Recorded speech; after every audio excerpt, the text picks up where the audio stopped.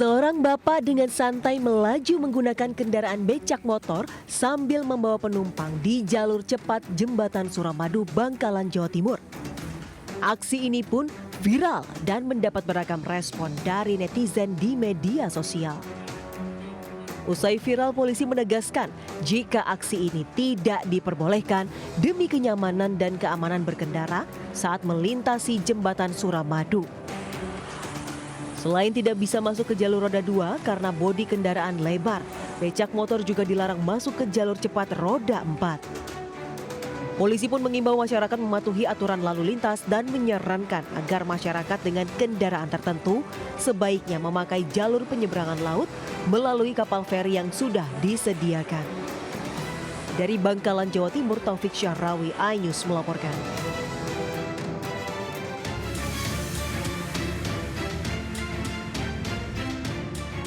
Seorang pasien penyakit jantung yang tidak sadarkan diri terpaksa diangkut mobil pickup menuju rumah sakit di Lebak, Banten. Hal ini terpaksa dilakukan karena ambulans desa tengah digunakan untuk acara seserahan pernikahan warga lainnya. Usai viral, pihak desa membantah jika mobil ambulans digunakan untuk keperluan hajatan pernikahan seperti yang dinarasikan dalam media sosial. Pihak desa mengaku ambulans digunakan untuk mengantar jenazah, namun jaraknya cukup jauh dan sempat hilang kontak akibat tidak ada sinyal telepon.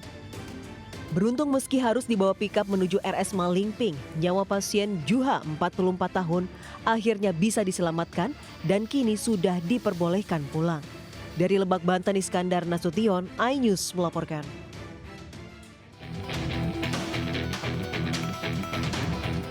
Polisi menangkap pelaku penimbun solar dengan memodifikasi mobil box berisi 2 tangki besar di dalamnya di SPBU Serpong, Tangerang Selatan, Banten. Sekali melancarkan aksinya, pelaku bisa membawa solar hingga 1 ton bahan bakar. Tak hanya itu, pelaku menggunakan banyak plat nomor untuk berulang kali melakukan pengisian solar di SPBU yang berbeda. Aksi ini terbongkar setelah adanya laporan petugas SPBU yang curiga akan adanya transaksi dengan mobil serupa namun barcode yang berbeda. Saat ini polisi tengah memburu satu pelaku lainnya yang identitasnya sudah diketahui. Pelaku yang tertangkap nantinya akan diancam hukuman 6 tahun penjara. Dari Tangerang Selatan, Banten, Nunung Purnomo, iNews melaporkan. Pemirsa, aparat Polsek Cimanggis, Depok, Jawa Barat mengamankan ibu muda yang tega membuang bayi laki-lakinya di selokan.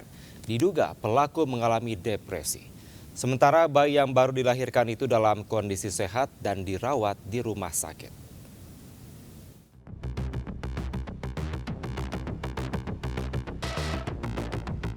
Viral di media sosial, seorang wanita menggendong bayi berjalan seorang diri dan membuang bayi ke selokan di Cisalak. Tak lama kemudian, bayi yang masih dalam kondisi hidup dan tanpa menggunakan selai kain pun ditemukan warga. Ternyata wanita pembuang bayi, GR, merupakan warga setempat. GR pun diamankan petugas Polsek Cimanggis. Unit TPA Polres Depok melakukan tes kesehatan jiwa terhadap ibu muda yang masih berusia 20 tahun tersebut. Kami menemukan di salah satu rumah warga ada CCTV.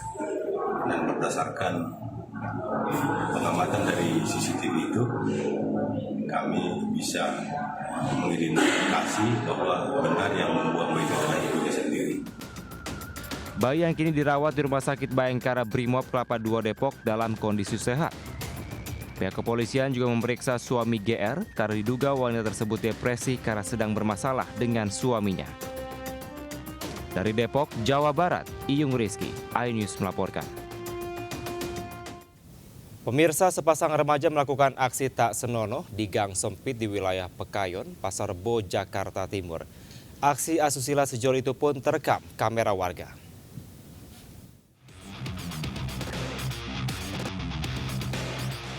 Aksi tak senonoh dilakukan oleh 2 sejoli di sebuah gang sempit di kawasan Pekayon, Pasar Rebo, Jakarta Timur pada Senin malam.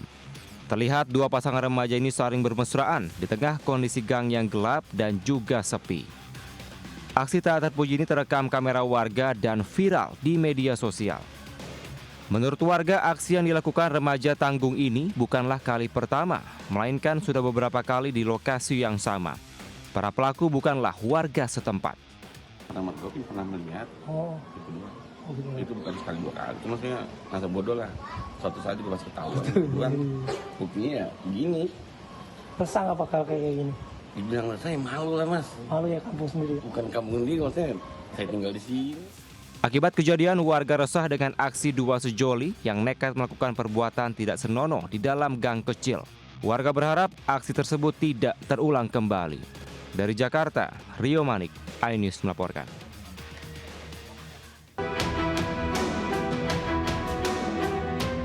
Kamera pengawas merekam peristiwa pengeroyokan 2 remaja oleh sejumlah pemuda di depan kantor cabang dinas SDM di wilayah Kendeng Selatan di Blora, Jawa Tengah.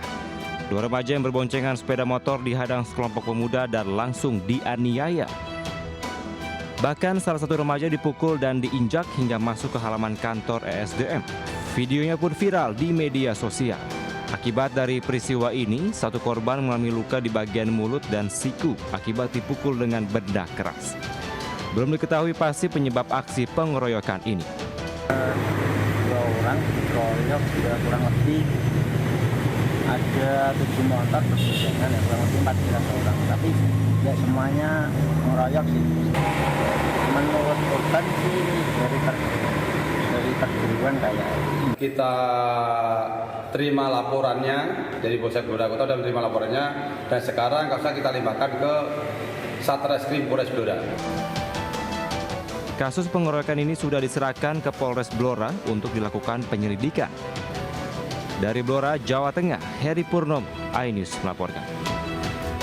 Sebuah pohon beringin tua di Jalan Kertanegara 6, Kebayoran Baru, Jakarta Selatan tumbang akibat diterpa angin kencang dan menimpa sebuah mobil jenis SUV.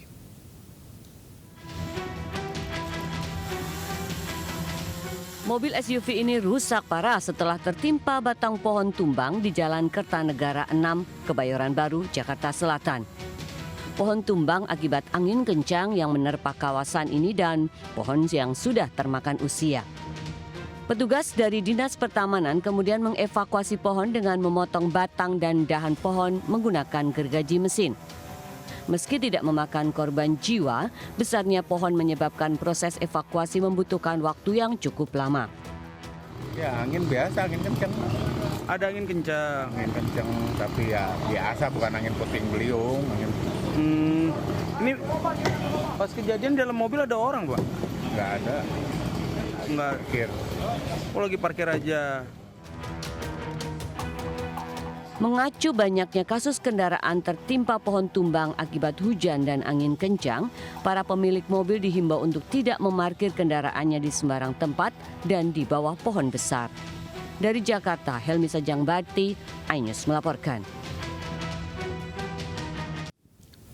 Sementara puluhan rumah warga di Desa Tanjung Pura, Kabupaten Tasikmalaya, Jawa Barat rusak akibat diterjang hujan deras disertai dengan angin kencang. Selain menerbangkan atap bangunan, angin kencang juga menumbangkan sejumlah pohon.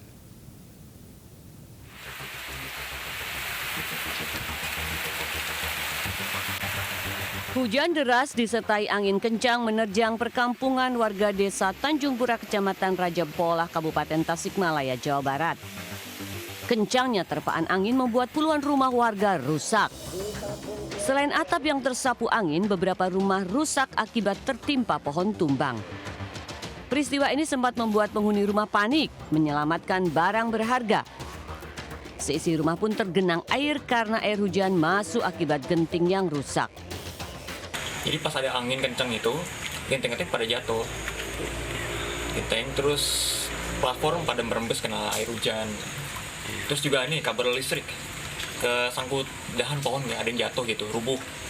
Terus lepas, udah listriknya mati.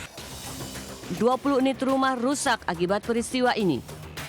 Hingga saat ini tim gabungan BNPB, TNI Polri dan warga masih terus membersihkan pohon yang tumbang menimpa rumah.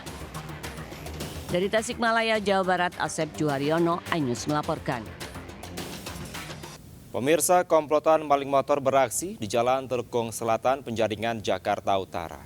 Sementara di Sidoarjo, Jawa Timur, pencuri babak belur diajar massa usai terpergok saat beraksi.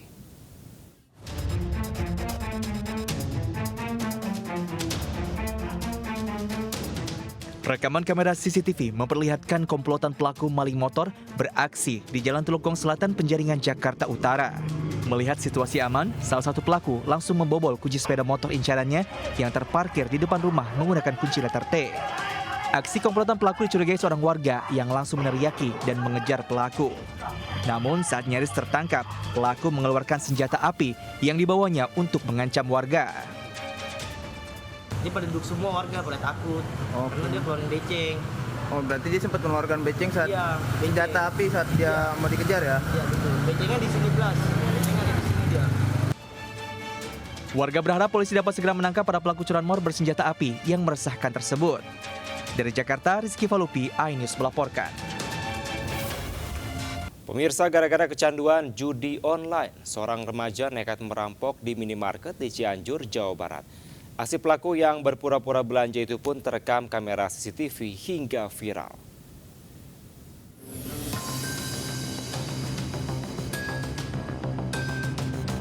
Sambil berpura-pura hendak membayar, seorang anak di bawah umur, MR, nekat menodongkan senjata tajam ke kasir minimart di Jalan Raya Pasir Hayam, Cilaku, Cianjur. Kasir yang terkejut segera berlari dan berteriak meminta pertolongan. Warga yang mendengar teriakan segera datang dan memberikan pertolongan dengan membekuk pelaku.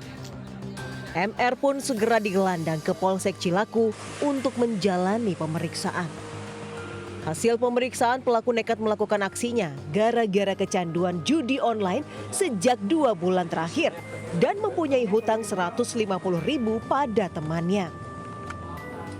Nah, kemudian pelaku ini belum sempat mengambil barang dan uang, hal itu lari, ya.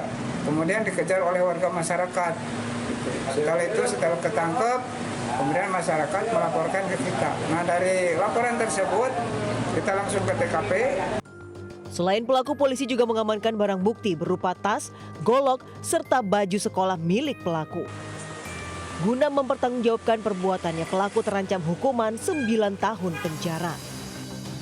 Dari Cianjur, Jawa Barat, Muhammad Andi Ihsan, iNews melaporkan. Kita ke informasi lainnya, pemirsa. Gunung Lewotobi laki-laki di Flores Timur, Nusa Tenggara Timur kembali erupsi.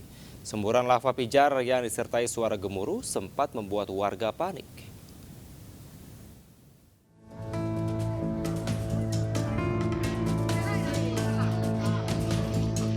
Warga desa Boru di Flores Timur, Nusa Tenggara Timur berhamburan keluar rumah saat Gunung Lewotobi laki-laki kembali erupsi.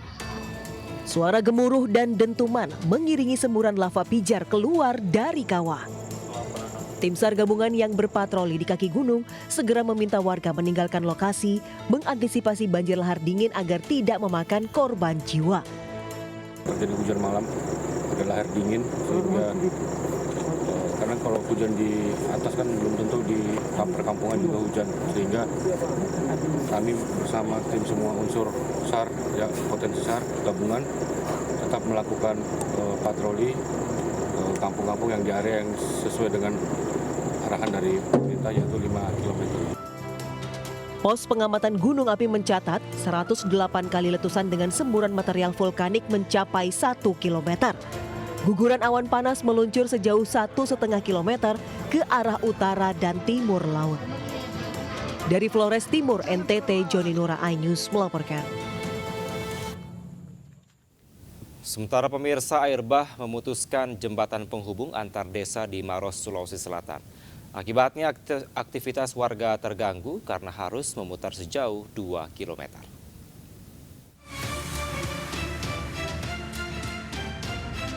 Air sungai mengalir sangat deras di wilayah Kecamatan Cendana, Kabupaten Maros, Sulawesi Selatan setelah diguyur hujan deras beberapa hari. Akibatnya sebuah jembatan gantung yang menghubungkan antara Dusun Moncong Jai dan Kampung Pungtaba terputus. Jembatan sepanjang 45 meter dan lebar 2 meter ini ambrol usai diterjang arus sungai. Akibat peristiwa ini, aktivitas warga terganggu. Warga harus mencari jalan alternatif sejauh 2 km dengan melintasi bukit. Setiap hari ini akses untuk pertanian dan warga setempat untuk akses sekolah anak-anak. Itu mereka nggak punya akses lain ya selain ini, Pak? Ada sih Pak, tapi jauh, sekitar 2 km. Selain memutuskan jembatan, luapan air sungai juga merendam sejumlah rumah warga yang tinggal di sekitar bantaran sungai di Kecamatan Bantimurung. Dari Kabupaten Maros, Sulawesi Selatan, Wahyu Rusli, iNews melaporkan. Karena tidak ada jembatan, jenazah terpaksa dihanyutkan warga di sungai menuju pemakaman di Desa Pemerihan, pesisir barat Lampung. Jenazah diikat dengan batang pisang atau ban mobil bekas.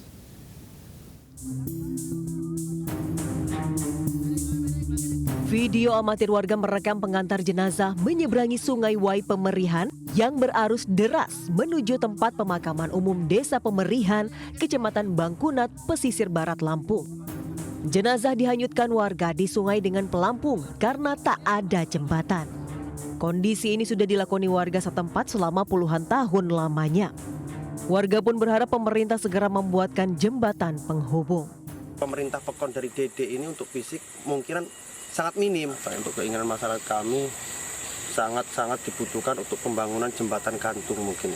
Jembatan ya, akses untuk ke makam.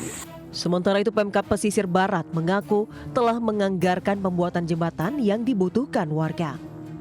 Setelah anggaran kita berjalan, jembatan warga ke kuburan itu akan kita buat. Lebarnya lebih kurang 2,5 meter dan panjangnya lebih kurang 20 meter.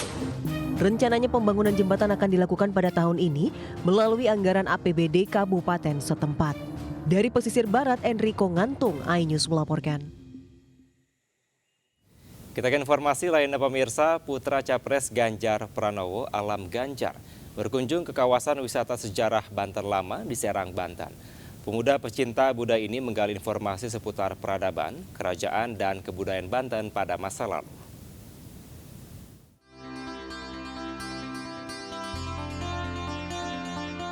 Putra calon Presiden Ganjar Pranowo, Alam Ganjar, berkunjung ke tempat wisata sejarah Banten Lama di Serang, Banten.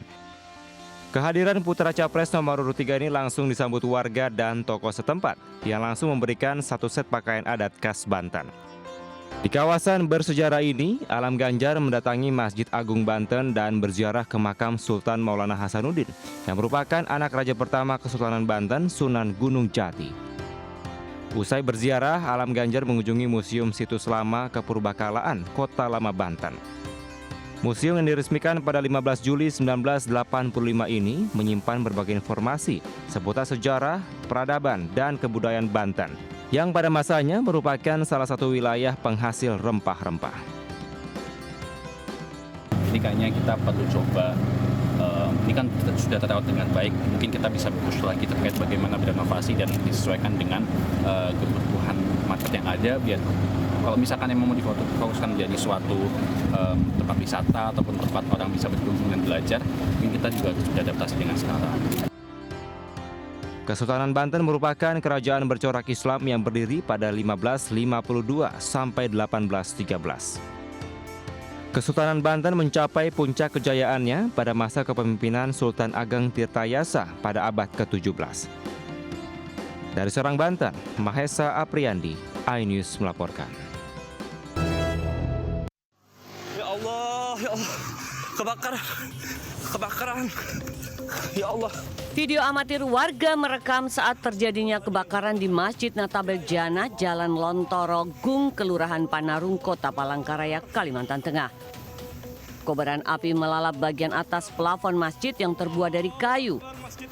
Api sempat menjalar dan sebagian berjatuhan di lantai masjid. Diduga kebakaran di masjid yang baru diresmikan tersebut akibat korsleting listrik. Saat itu marbot masjid akan menyalakan lampu, tiba-tiba terdengar bunyi disusul kobaran api. Saat kejadian tidak ada kegiatan jamaah di dalam masjid. Beruntung sebelum api menghanguskan seluruh bangunan, warga langsung berupaya memadamkannya. Sempat ada bunyi meletup.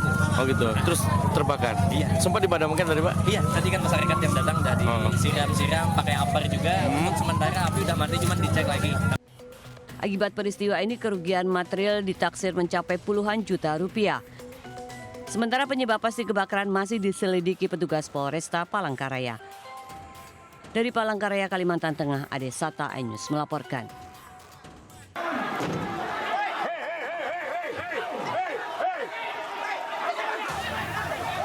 Kerusuhan pecah saat laga final sepak bola antara klub pemuda BFC versus Bintang Putra FC di Stadion 29 November, Sampit, Kalimantan Timur. Kericuhan pecah di tengah laga lantaran pemain kedua tim terlibat benturan badan yang cukup keras. Perselisihan antar pemain itu pun turut memicu emosi sejumlah supporter yang berujung aksi pemukulan. Petugas keamanan langsung berupaya melerai perkelahian ini agar tidak semakin meluas. Wasit pertandingan juga memberikan kartu merah kepada pemain yang menjadi pemicu keributan.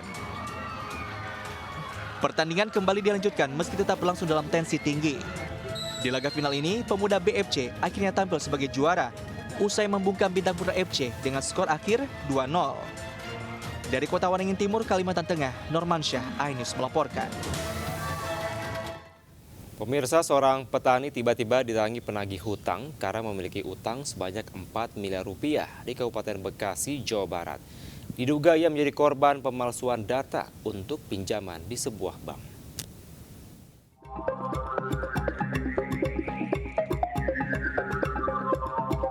Kacung Supriyatna, pria 43 tahun, seorang petani asal kampung Cikarang ini terkejut setelah sempat didatangi penagih utang di rumahnya di Desa Jaya Mulia, Kabupaten Bekasi, Jawa Barat. Pihak bank yang datang mengatakan jika ia memiliki tagihan pinjaman sebesar 4 miliar rupiah sejak tahun 2021. Korban dan keluarga pun terkejut karena selama ini tidak pernah mengagunkan sertifikat tanah ke pihak manapun. Diduga ia menjadi korban mafia tanah dan hasil penelusuran didapati berkas-berkas yang menjadi dasar pengajuan pinjaman atas nama dirinya itu adalah palsu karena data-data tersebut tidak sesuai dengan aslinya. Jadi pas datang ke sini berapa orang, Pak? 3 orang. 3 orang. Itu bawa apa aja, Pak? Ya bawa surat fotokopi. Fotokopi apa itu, Pak? Intinya melakukan penagihan atau gimana, Pak? Ya penagihan. Berapa sih, Pak? 3 miliar. 3 miliar lebih? 3 miliar sampai 4 miliar. Ya. Kini korban tengah melakukan berbagai upaya mencari keadilan dengan melapor ke polisi dan ke BPN Kabupaten Bekasi serta otoritas jasa keuangan. Namun hingga kini belum menemukan titik terang atas masalah itu. Dari Kabupaten Bekasi, Jawa Barat, Didit Junaidi, iNews melaporkan.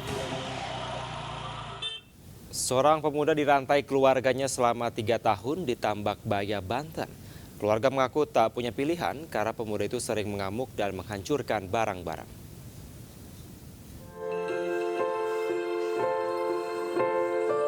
Sudah 3 tahun, pemuda berumur 25 tahun berinisial SB ini diikat rantai di kakinya di palang pintu kamarnya di Desa Tambakbaya, Kecamatan Cibadak, Lebak, Banten. Keluarga mengaku terpaksa karena SB kerap mengamuk dan merusak barang. Bahkan sudah beberapa kali ibunya menjadi korban amukan anak sulungnya tersebut. SB alami gangguan jiwa sejak lulus sekolah, namun semakin parah dalam 3 tahun terakhir. Selain SB, adiknya juga menunjukkan gejala yang sama. Berbagai upaya pun sudah dilakukan untuk berobat, namun terhenti karena terkendala biaya. 2 orang. 2 orang. Yang satu lagi? Ada yang. Itu udah berapa lama sih yang Subki ini?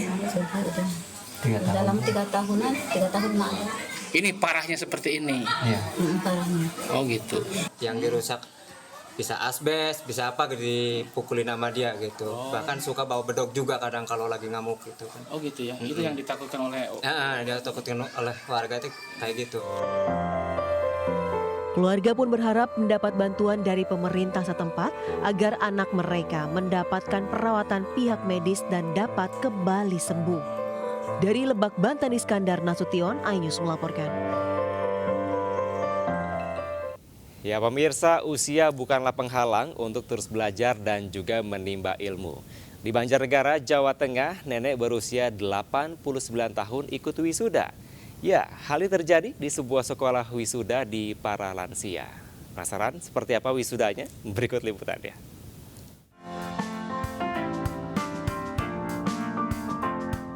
Meski telah berusia 89 tahun, Nenek Tursina semangat menjalani rangkaian wisuda setelah menjalani kegiatan sekolah lansia selama 3 tahun di Banjarnegara, Jawa Tengah. Mengenakan pakaian toga lengkap, raut kebahagiaan terpancar dari wajah Nenek Tursina meski berjalan dengan dipapah petugas. Ini masih semangat untuk belajar, Mbak. Belajarnya apa aja? Nah, kesehatan. Hari ini di wisuda, senang nggak perasaannya di wisuda? Ya, sudah berapa lama sekolah ini? 2 tahun, Mbak. 2 tahun. S2 itu baik. Itu tidak Alzheimer, terus tidak sakit-sakitan di rumah, terus jadi mereka ada kegiatan, ada keterampilan, ya, ada hobi mereka apa kita salurkan. Menariknya, dalam sekolah lansia ini, para kakek nenek akan diajarkan spiritual, kesehatan, emosional, intelektual, dan sosial kemasyarakatan. Nantinya, beragam hasil karya kreativitas para lansia dari bahan limbah akan dipamerkan saat wisuda. Dari Banjarnegara, Jawa Tengah, Elis Novit, iNews melaporkan. Pemirsa, viral seorang anggota polisi di Kecamatan Mandah, Kabupaten Indragiri Hilir Riau, ikut menandu ibu yang baru saja melahirkan. Aksi tandu darurat ini dilakukan karena wilayah tersebut tidak ada ambulans maupun kendaraan roda 4.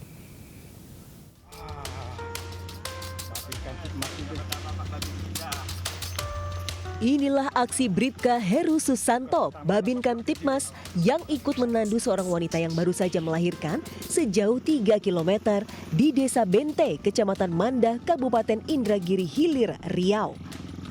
Saat itu, Bribka Heru tengah melakukan cooling sistem pemilu 2024 di Desa Bente dan melihat pria menggendong istrinya menggunakan kain sarung. Bribka Heru pun langsung membantu menandu wanita yang baru pulang bersalin tersebut lantaran tidak ada ambulans maupun kendaraan roda 4 lainnya. Aksi simpatik Bribka Heru ini pun viral dan menuai apresiasi warganet. Diketahui untuk menuju Mandah dibutuhkan waktu 3 jam menggunakan speedboat dari kota Tembilahan, Riau. Dari Indragiri Hilir Riau, Yusuf Marpaung, iNews melaporkan. Ya, pemirsa, informasi tadi sekaligus mengakhiri Lintas iNews siang hari ini. Saya Kevin Pakan undur diri. Terima kasih. Sampai jumpa. Wassalamualaikum warahmatullahi wabarakatuh.